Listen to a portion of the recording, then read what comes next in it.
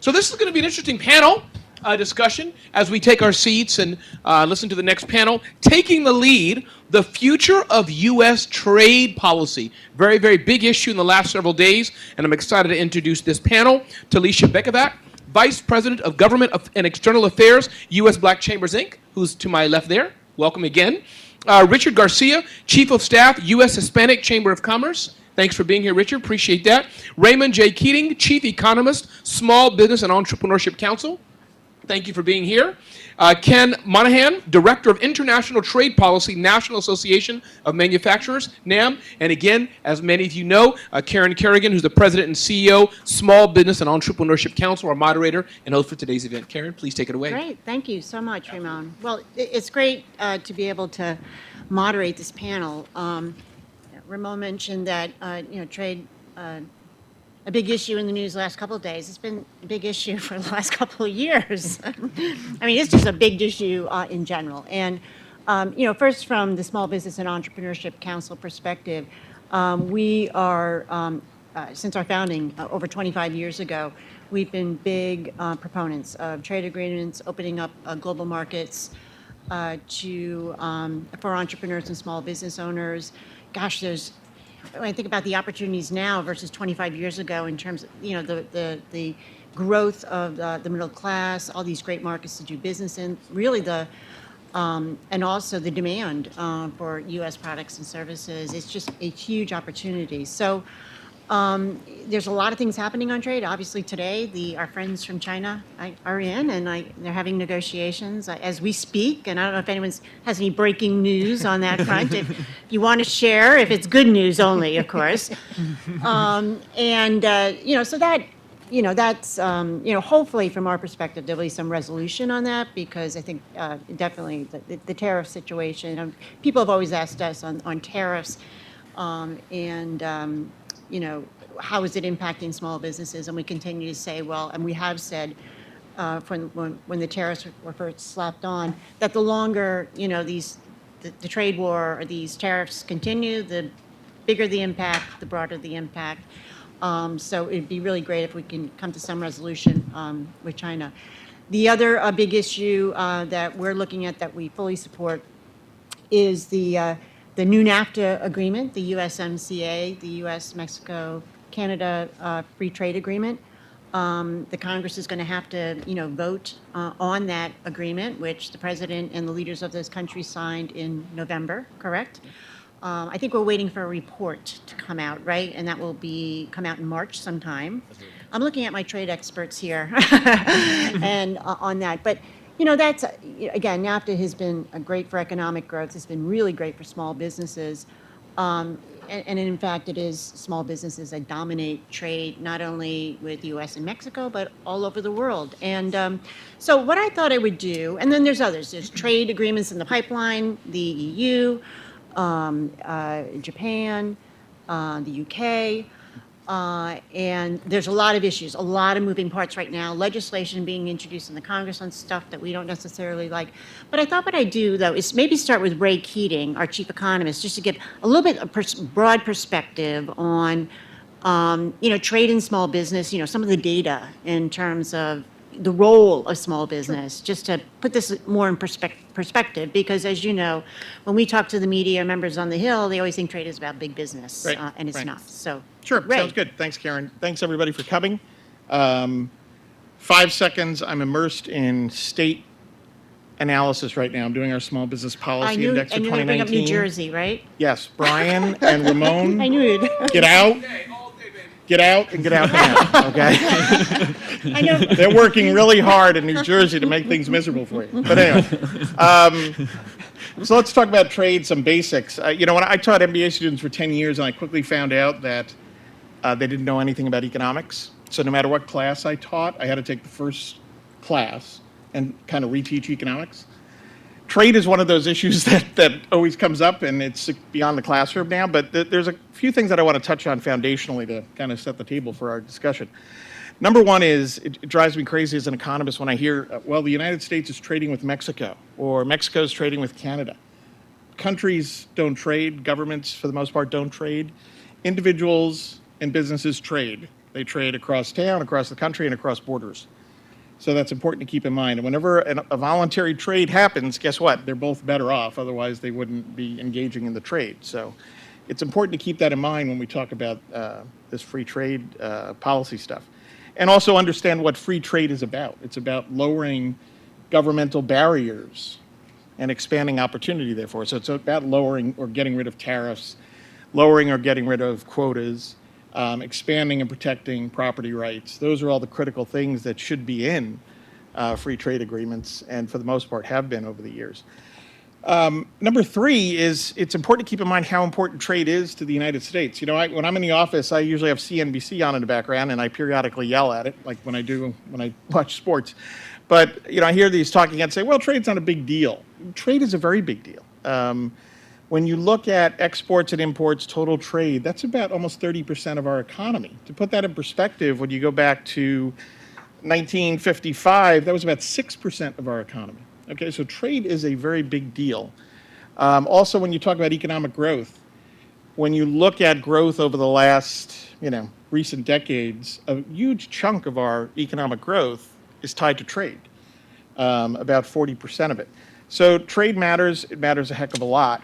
The other thing to keep in mind is that trade deficits aren't bad.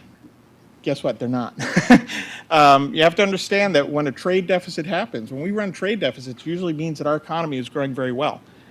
When we have faster economic growth, you can look at the data, our trade deficit tends to expand. Why is that? Because, well, if we're growing well, we're buying more imports, both consumer imports and inputs for businesses, okay? And people are investing here more.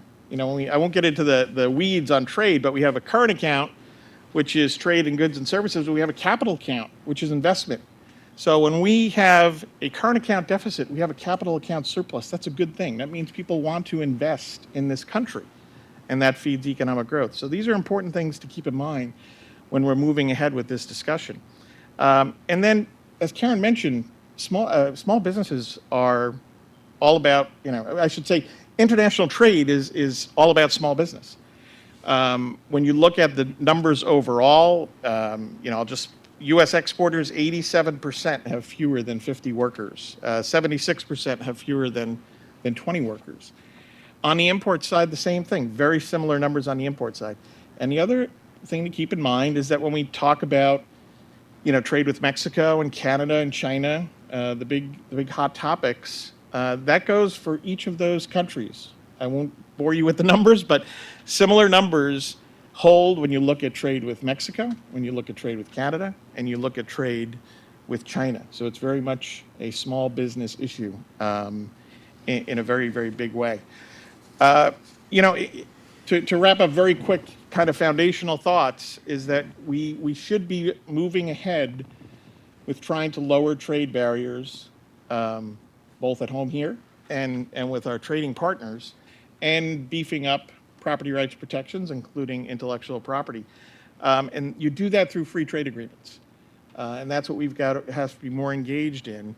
And when you go through free trade agreements, that means you're not trying to get others to do what you want by slapping taxes and regulations on U.S. consumers and businesses. That's not free trade. So that's what we need to get refocused on, is to get, I think, a more positive engagement with our trading partners so that we can all move ahead and all benefit. And I will sum it up there. Is that good? Yeah, very good. Okay. Thank you, Ray. Thanks. And I think I'll go down. I'll start with you, Ken, and this Ken and Richard and Talisha can maybe answer the same question. Just trade in general, the importance to your members, your constituency, and maybe any other thoughts you want to share on sort of the current state of trade policy, and what you're hearing, so just to get the conversation rolling a little bit along those lines. So. Sounds great, Karen. Thank you. Really appreciate the opportunity. Thank you for reaching out, and it's great to be with you all on the SBE Council today. Great to see such an interest in trade policy. It's never boring. So let me start with a few points on the NAM, the National Association of Manufacturers, who we are, just to kind of set the stage, and then I'll talk about some of the key trade pieces and the impact on small businesses. So we are the largest manufacturing association in the United States, representing 14,000 companies, small and large, in every industrial sector in all 50 states. More than 90% of our members are small and medium-sized companies.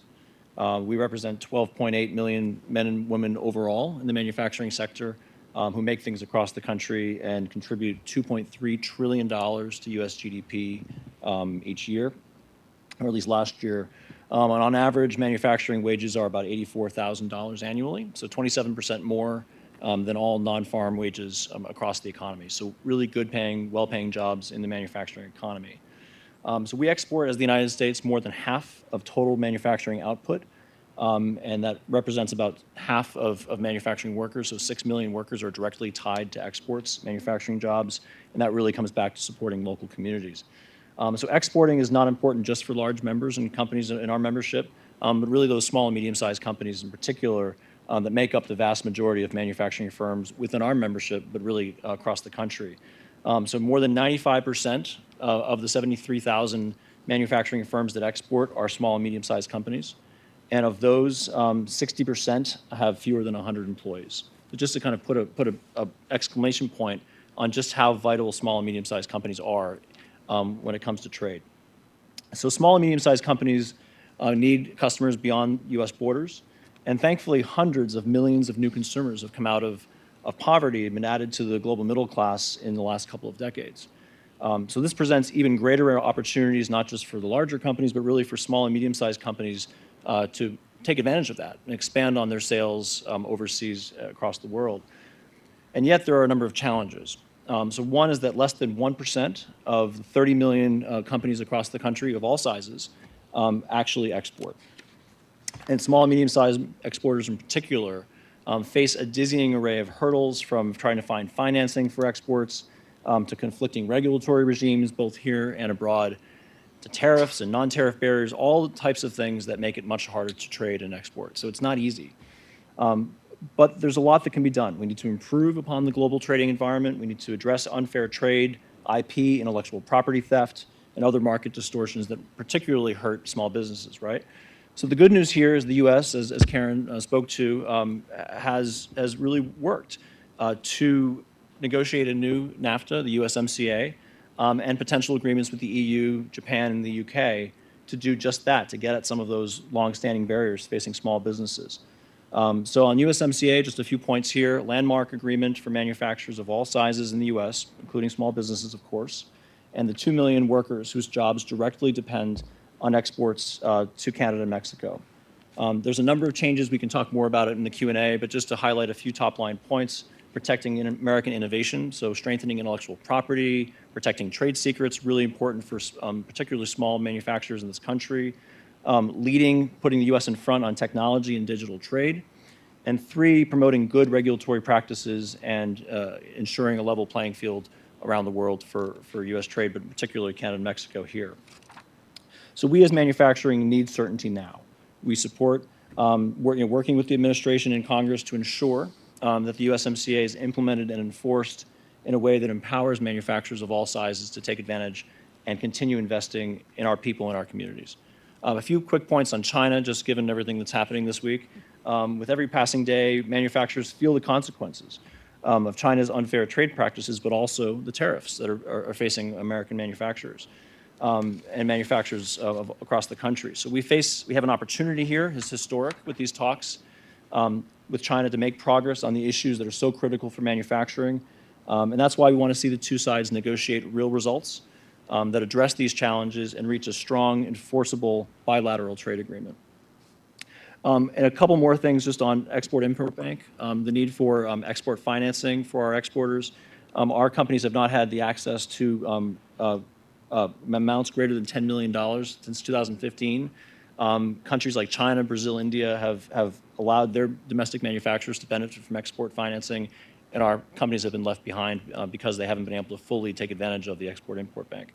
So to wrap up, we need to really improve the landscape globally, take these opportunities before us to really strengthen our millions of small companies across the country, open markets, improve competitiveness, and really put manufacturers in this country of all sizes in the best position to compete and win overseas. Great. Thanks, Great. Karen. Yeah, I'll also add on the USMCA, I mean, there's a lot of great stuff in there in terms of on the modernization front. But also USMCA has a Chapter 25, which is a chapter dedicated to small and mid-sized businesses in terms of setting up a dialogue, but also making sure that, the trade agreement really is going to be even a bigger win, for small businesses and the current trading regime currently is.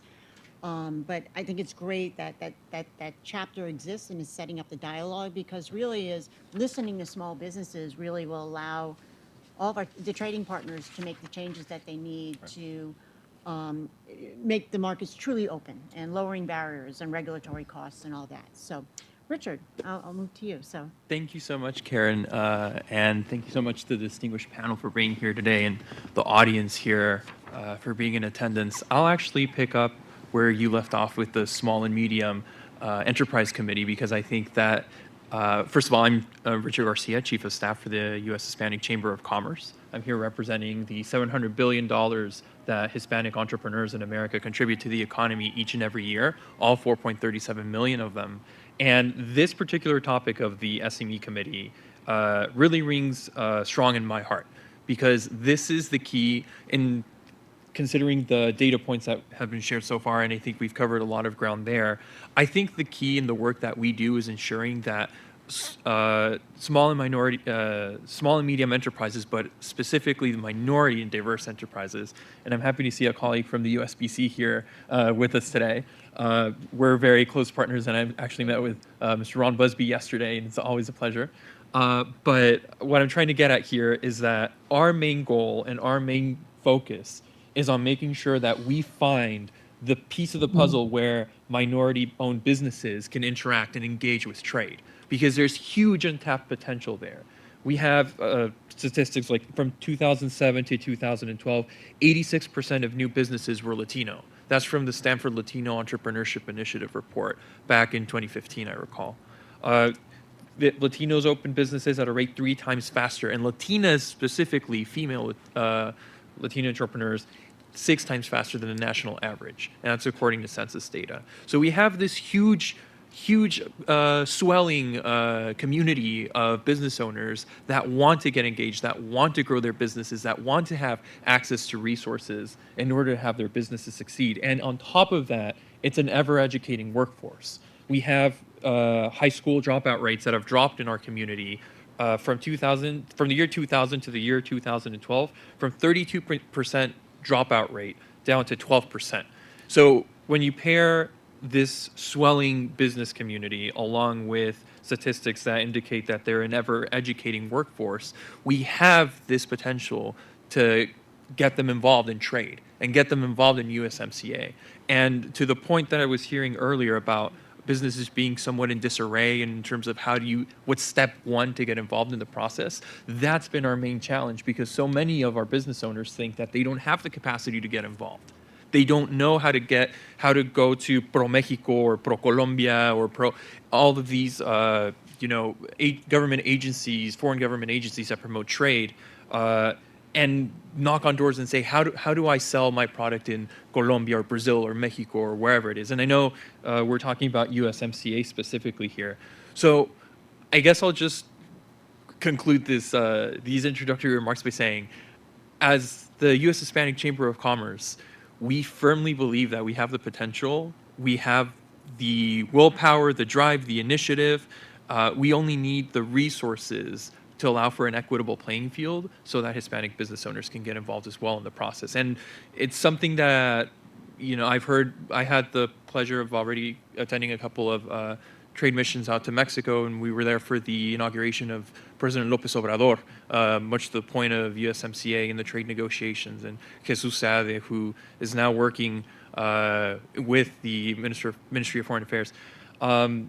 They are very much energetic about getting American businesses involved as well in the process. And the same conversations of workforce development and how to get more people involved in international trade and how to get people from Michoacán to sell avocados. Sorry, my Spanish. How to get tequila exporters from Jalisco or tomatoes from Sinaloa. How to get more and more into the United States, so that as we approach the topic of trade, as we talk to our members, we share with them the benefits not only of engaging in trade once you already have a business, but also before you start a business, the benefits that trade provides in terms of lowering costs, lowering barriers to entry, making it more affordable for anybody that wants to start a business to get involved in the economy. That's our focus, that's our passion, and that's what drives us forward, is to get the Hispanic business community of America involved in trade in USMCA.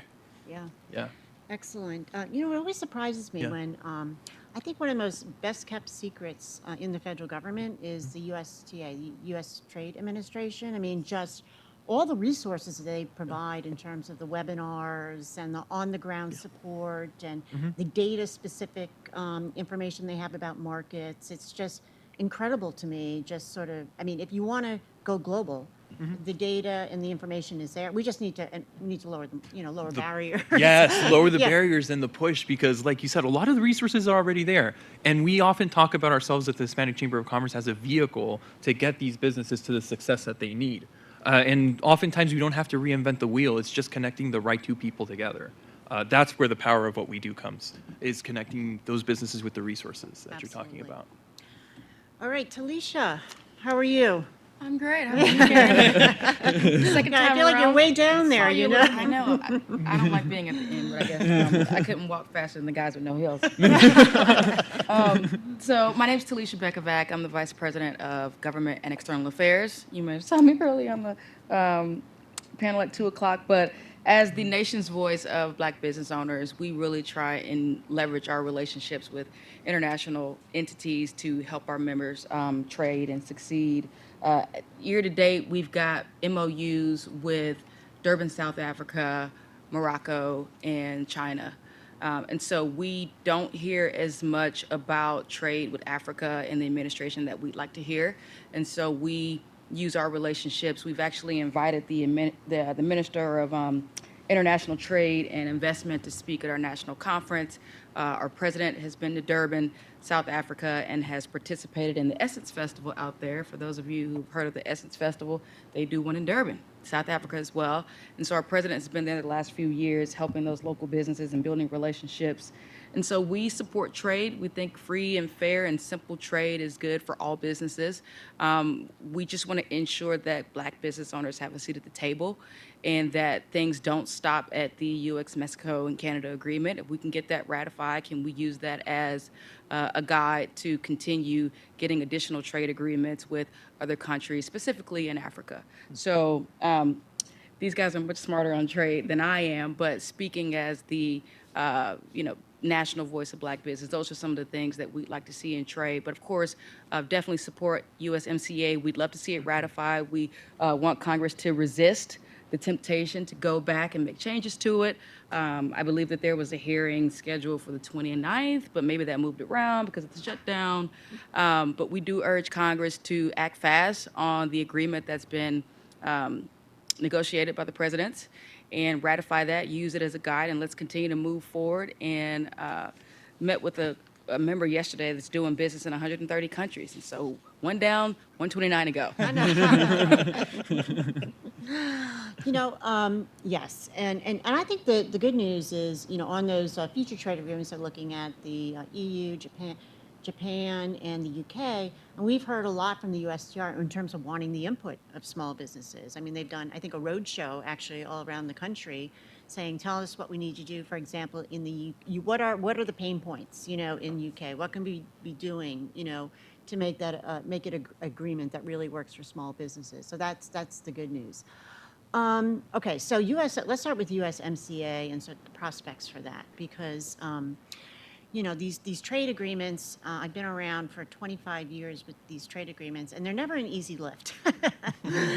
Let's just put it that way. But so with the USMCA, it's going to take a lot of focus. We have a lot of new members, right, that have joined the Congress. So some of them, I think, have to be educated, on trade and what it means, particularly for small businesses. But I'll start with you, Ken, in terms of the focus of the administration. I mean, this is, they're going to have to focus, build support. We need to get this done quickly, as Talisha said. How do you think, I mean, what do you think about the administration in terms of its focus? How do you think we're doing? Because they're juggling a lot of trade balls over there and sometimes sending mixed messages on things. So anyway, I'll start with you on Yeah, that. no, sure. I mean, thanks, and I appreciate the question. I mean, look, I think we, just going back to, from a manufacturing perspective, the need for certainty, and the need for our members, to be laser focused on how important this is for manufacturing, and our members are. And to touch on some of the points that were raised earlier is the need for folks, business community partners, stakeholders, grassroots, grass tops, anybody, to talk to their members of Congress, new members, existing members, and just to underscore the importance of USMCA for their industries, small, medium-sized, large, manufacturing, agriculture, services, really across the board, and whatever constellation or group you are, to make sure those points are being raised, indirectly and as early and as often as possible. Certainly, we're up on the Hill every day, and we're working, with as many offices as we can to underscore that. The agreement has not been, sent forward formally by the administration, but we're trying to lay that groundwork and making sure that the messages are being received and that they will be. And I think that is going to be absolutely critical to getting the support of the agreement. To your question about the administration, they're engaged. I mean, they're pushing this. They're since the signing in the end of November in Buenos Aires. Have been focused on, getting members in Congress engaged, getting the business community engaged, and that's going to be critical, that we all stay focused on the goal here of getting this agreement passed, and again, restoring and preserving as much certainty and opportunity for growth for manufacturers of all sizes. And I'll take that back a little bit. I mean, sometimes I think when we go into these trade agreements or getting trade promotion authority, again is another issue, Right. passed through the sometimes we think it's a heavier lift than it's going to be, and the next thing, oh, that wasn't that bad. We had a big bipartisan support on that. Richard, what do you think? I mean, in terms of the new Congress, new members. I mean, anything on the ground that you're hearing?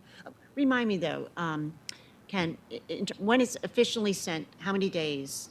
It does. I mean, there's a window, right? So what So is it's, that? 90 congressional days. Okay, 90, yes. After the final implementing bill, so there's a draft form that's sent, and then once the final bill is sent by the administration to the Congress, it's a maximum of 90 congressional days. First, the agreement moves through the House, and then it moves over to the Senate for consideration. So that's a maximum time. So when you think about recess days, it can extend quite a ways through the year, but that is, once that final bill is sent to the Congress, that's what really starts that clock with the Congress.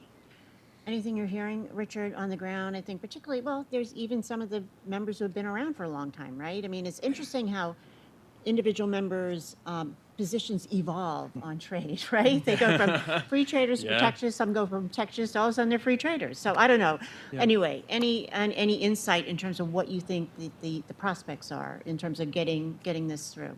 No, certainly. I think Or there- what are the maybe even some of the messages that we have to work on, That is a very interesting point, because one of the challenges that we've had to overcome is when we come with our members of Congress or members of the administration, and after all of the talks and negotiations of, we brought in a factory, or we brought in the investments, or we brought in a job, and okay, we're here day one, opening the doors and push out all the job offers, and then they can't get the qualified people to apply for the jobs that are out there. And we've had so many interesting talks with members both of the administration on the Hill in terms of workforce development and the importance. And I recall that we were mentioning that, or y'all were mentioning that in the earlier panel, about the importance of workforce development and making sure that the rubber meets the road as it pertains to preparing our workforce to enter the economy. So I guess I would say number one is workforce development. And number two, on the point of trade and USMCA, to bring it more back into the panel, lots of energy to try to foster this environment where it's easy to engage in international trade. We are fortunate enough to partner not only with members on the Hill, but lots of organizations that are dedicated to promoting. We had meetings with the North American Development Bank, who are good friends, the U.S.-Spain Council, not only with Mexico, but trade with Spain as well. And most of all, I think what we've been hearing is they're going back to the point at the outset of our conversation. One, there are a lot of resources out there, and we need to make sure that the beneficiaries are aware of those resources and how to access them. Two, there are a lot of jobs out there, and we need to make sure that the potential employees are ready to access. And three, we need to make sure that the national discussion in terms of advocacy and for trade, to use the point of laser focused, I think it was a term, we need to make sure that we're laser focused on the fact that trade is good for America. Trade is good for the economy. What I love about what we're hearing in terms of administrations and such, to your point, Karen, is that there's this big focus on if the economy does well, then the country does well. And we're very much in alignment with that. But one of the points his point is we need certainty as well. And I think those combinations of those three factors is what we've been hearing. Our senior manager, Mary Gardner, is in attendance on the left-hand side. That's what we've been hearing mostly from the Hill, and that's where I think we work most strongly to advocate when we come to events and when we put together. I want to make sure that I don't miss this point. Again, going back to rubber meeting the road, I think my favorite event that we put on at the Hispanic Chamber is our Hill Day at Legislative Summit, which is actually coming up April 2nd and 3rd. And April 3rd is the Hill Day, where we actually convene leaders of chambers of commerce from all over the country to events and a summit on Tuesday. And then on the Wednesday, I believe, is when we take them all to the Hill with meetings with their congresspeople to relay these messages. And we prepare them ahead of time, and we have lobbying workshops and tips and such. And I think in terms of grassroots, that's how we intend to drive impact. And that's, I think, what's been most helpful when we engage with our friends on the Hill. Yeah. I think they need to hear it's win-win, Yeah. for everyone, for America's, for small businesses, for our workers, and also if, we're not accessing these global markets everywhere, because I've traveled around the world over the last 20 years or more, working with countries in terms of helping them build better ecosystem to encourage more entrepreneurships, more entrepreneurship and more small business growth and investment-friendly policies. And these countries are moving. Now they've got growing economies, right? Yeah. And so they are ripe for doing business with U.S. business.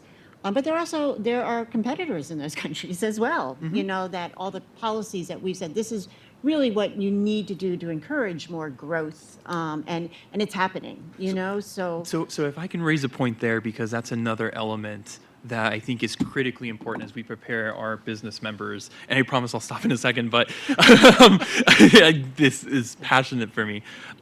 We need to make sure that our business owners are aware of the competition landscape in Mexico. And I'm just mentioning Mexico and Canada right now because the panel is USMCA, but obviously this applies for all countries. But it's not like sometimes our business owners feel like, oh, I'm from America, walk into Mexico and, all right, buy everything from me. No, you need to compete with people from Spain, from, France, from China, from Japan. Once you go, you're not given this favorable condition just because you're from the United States or anything like that. And, we follow very closely developments in all countries. But again, going back to Mexico, I was reading a news article earlier this morning on Milenio, a Mexican newspaper.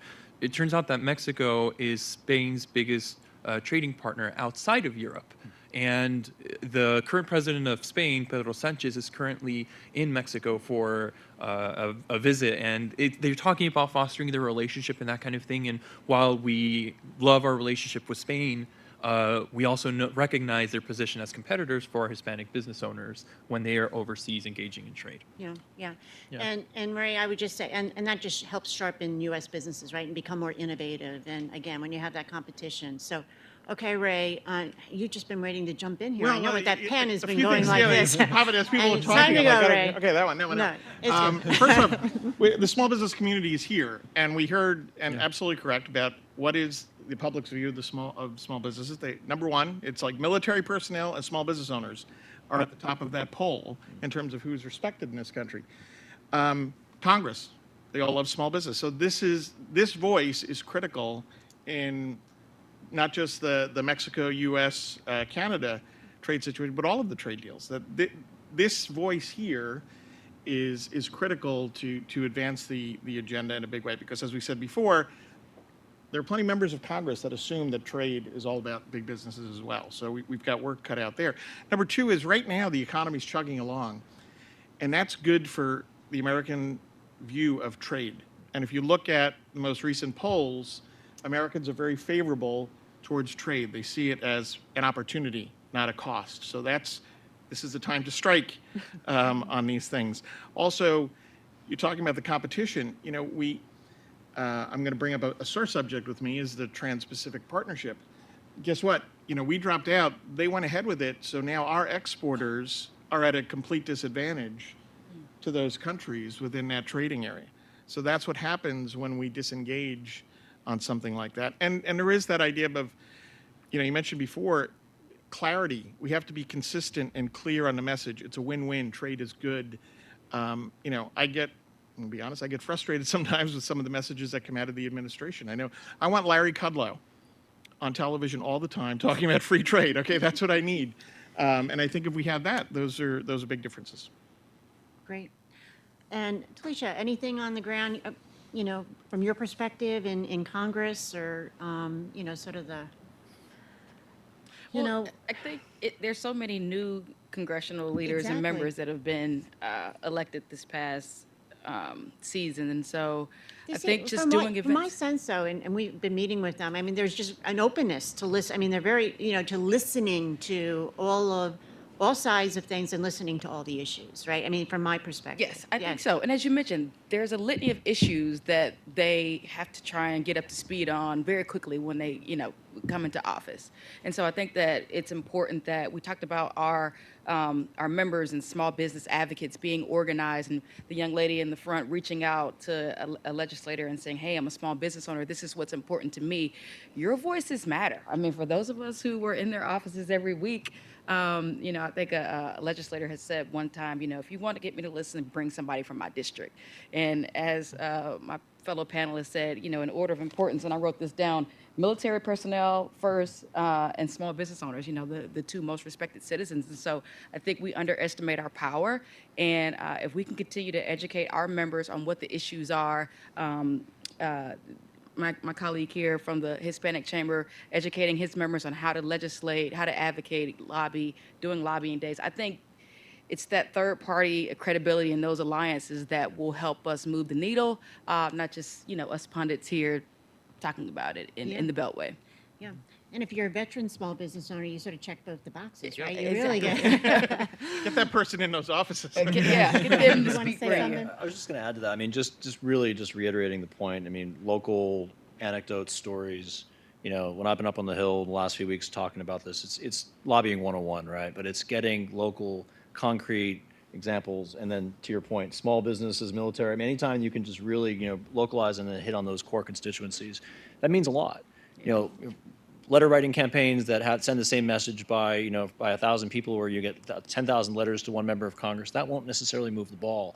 But it's that 3 or 4 really good stories that the member can go back to and say, this really matters for this company with 10 people or 20 people, that can really carry the day for a member who's already inclined to support something like this.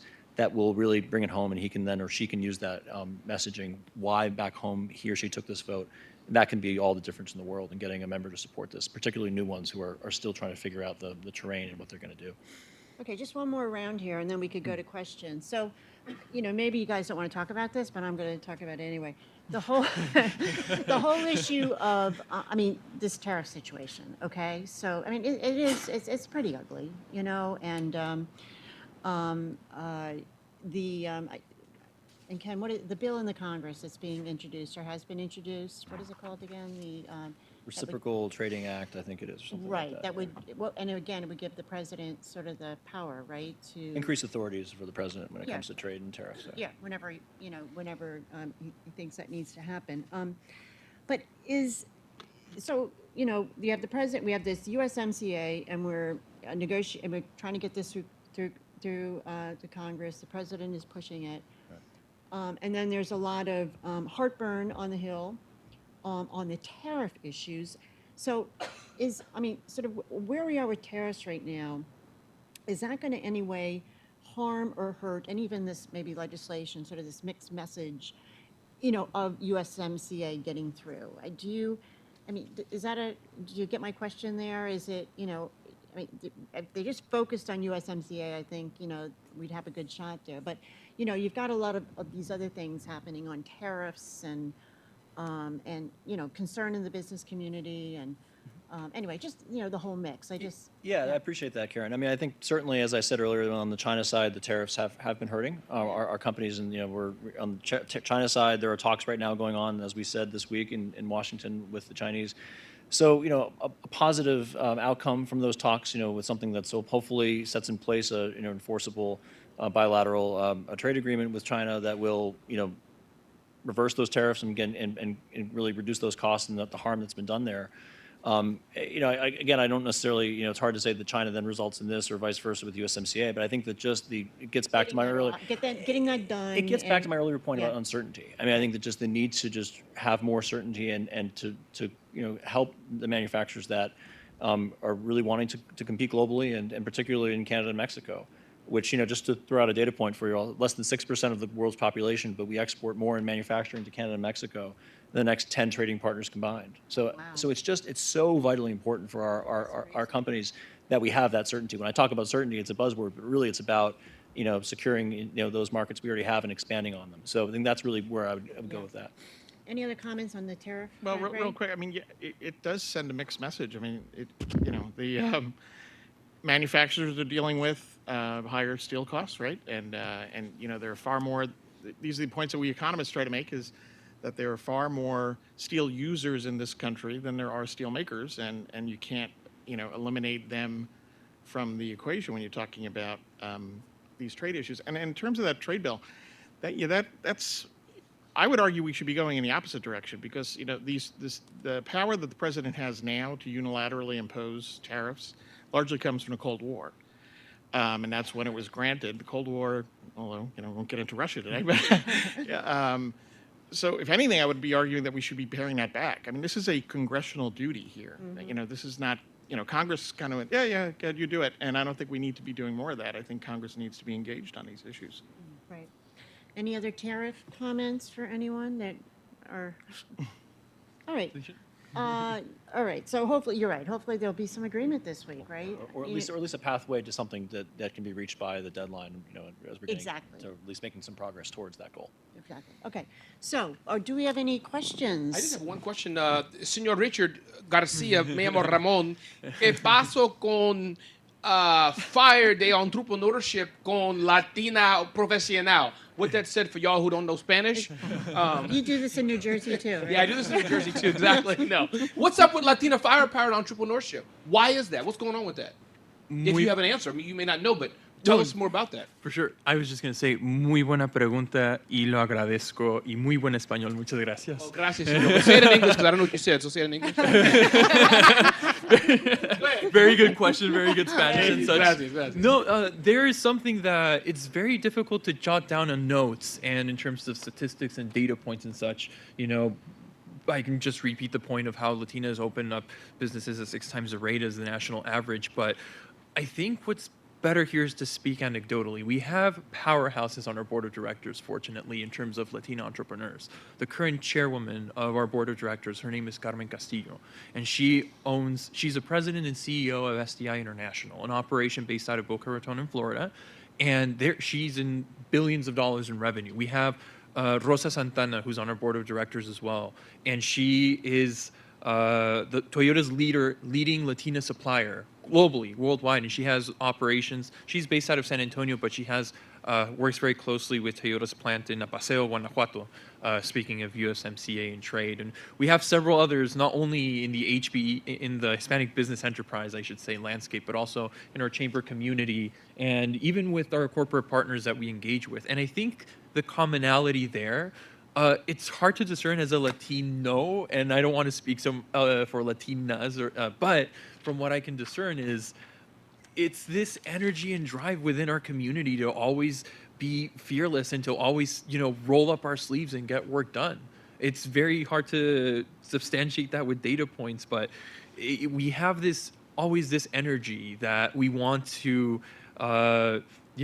overcome the challenges, and we recognize that sometimes we have unequal playing fields, and we recognize that there's a long way to go, not only in terms of Latinas, but to go even broader, to level the scales between male and female entrepreneurs, period. And it's this idiosyncrasy that's very common where they just see a challenge and they want to overcome it. Ray, did you have something? I was just going to add, it fits with the immigrant story in this country. It's fantastic. You see, first off, the numbers today will tell you that the rate of immigration is much higher amongst immigrants than it is among native-born in this country. But when you look, and that's not surprising, because if you're picking up and moving to another country, you're by definition a risk taker, right? And then what you've seen throughout the history of this country is that, especially when you get the second generation, and that's what they do, starting up businesses and advancing economically and so on. And that's one of the great, wonderful stories. Makes my economist heart just grow a couple of sizes. No, thank you. I know we have one question there, but I have one more question. Talisha, this is for you. And you could take it as a question or a comment. I grew up in Brooklyn, New York, Flatbush Avenue and Utica Avenue. Those who may know Brooklyn, but I live in New Jersey, so calm down. But what any message or thought to black business owners who are not immigrants, meaning first generation, been here for a while, on this aspect of trade? Many black businesses are just trying to build up our businesses across the country. And again, my view, Bronx and Harlem and et cetera, we're not thinking of trade. But do you have any message or thought, as it were, anybody, for the black businesses who are just trying to build it right here? And now we're talking about trade. Thoughts, and then please. Join the U.S. Black Chamber. There you go. Easy enough. And we're seeing the same things about record numbers of black women that are starting businesses. I had a meeting with Facebook's supplier diversity team, and they'd done the research that said statistics showed that it is more likely that the next business that's started in the next whatever minutes is going to be started by a woman of color. And so I think it's just the year of the woman. Even when you look at the black women voting turnout ratio and the political power that we've been able to yield in some of these state and local elections, it's just astounding. It's just amazing to see as a black woman the power of our voice, the power of our dollar. And I think that as we learn what type of power that we have, it's important to us to ensure that we have a seat at the table. Call your congressman. You do have a voice. Your voice is important.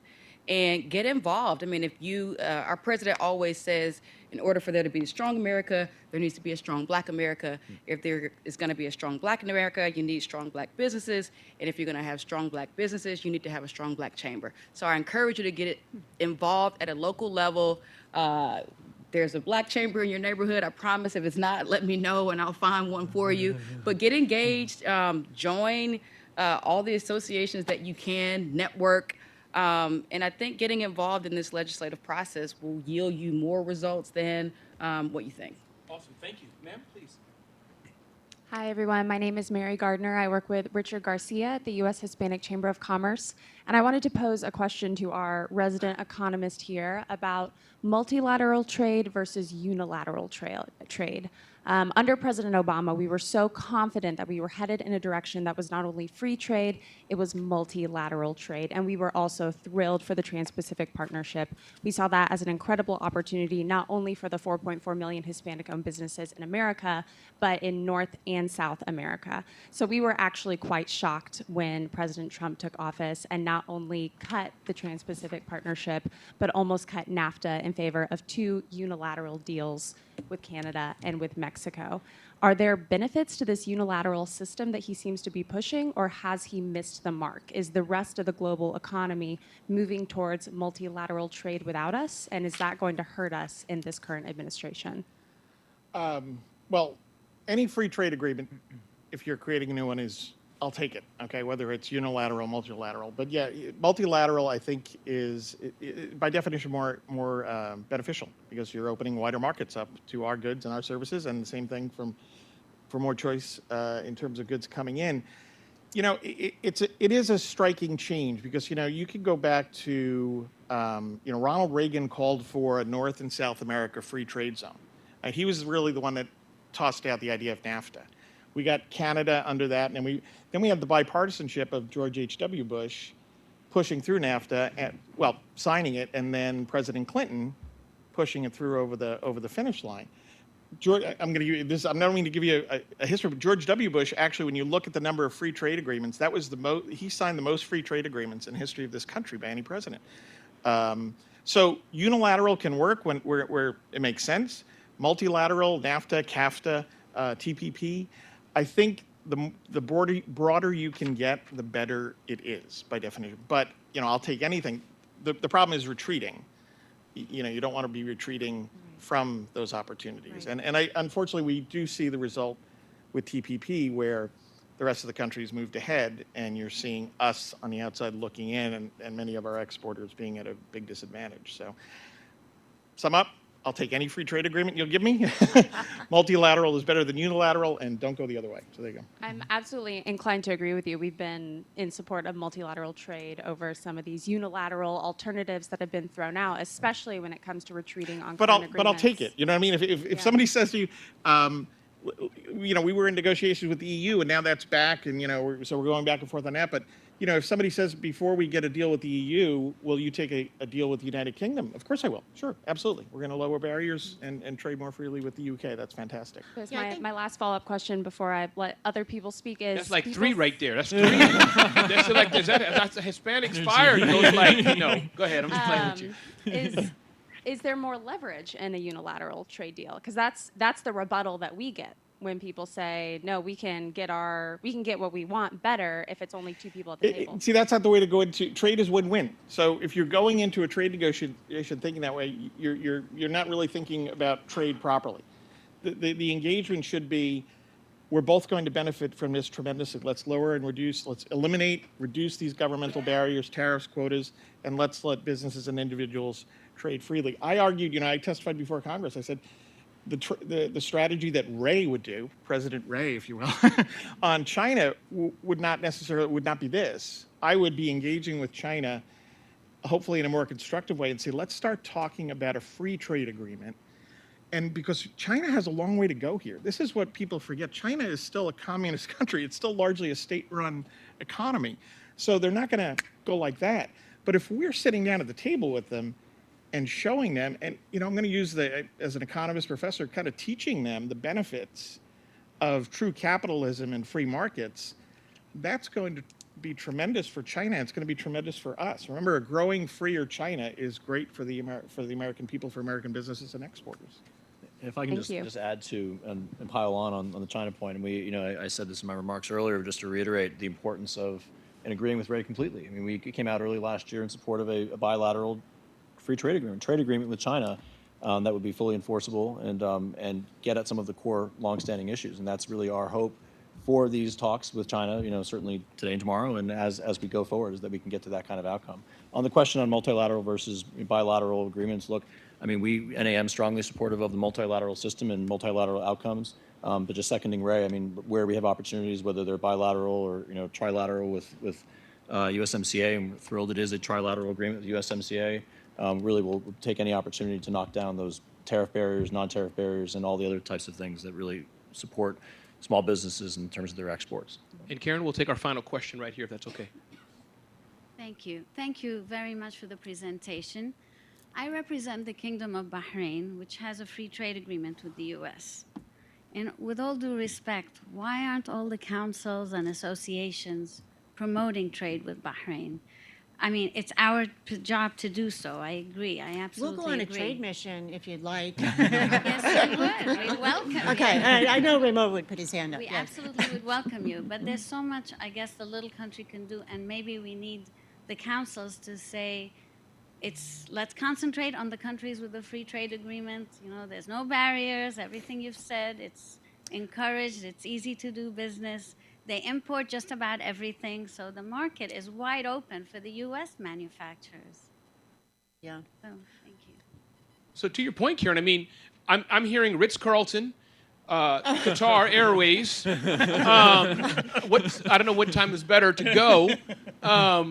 I've done deal. I think we're good. Yeah, and I think, there's a lot of with Morocco, there's a lot of these, opportunities, and I think it is getting, the businesses in the two countries, because as Ray said, it's all about businesses engaging. It's not about associations and government. It's the business owners that have to see the opportunities, and the more opportunities that we can share with them about doing business in Bahrain or doing it in Morocco or And Mexico. from our, from our And just keep group's that comment perspective- brief, only for sake of time, brief. is just basically letting people know who we have free trade agreements with. I mean, that's a valid point. Just letting our members know, hey, we have free trade agreements with all these countries. So think about that. And I think with the growth of, I think we're going to get a point where trade will explode. I mean, we're the platform-based economy, technology allowing people to trade. But, I think it is growing, and it's going to, again, the tools are there.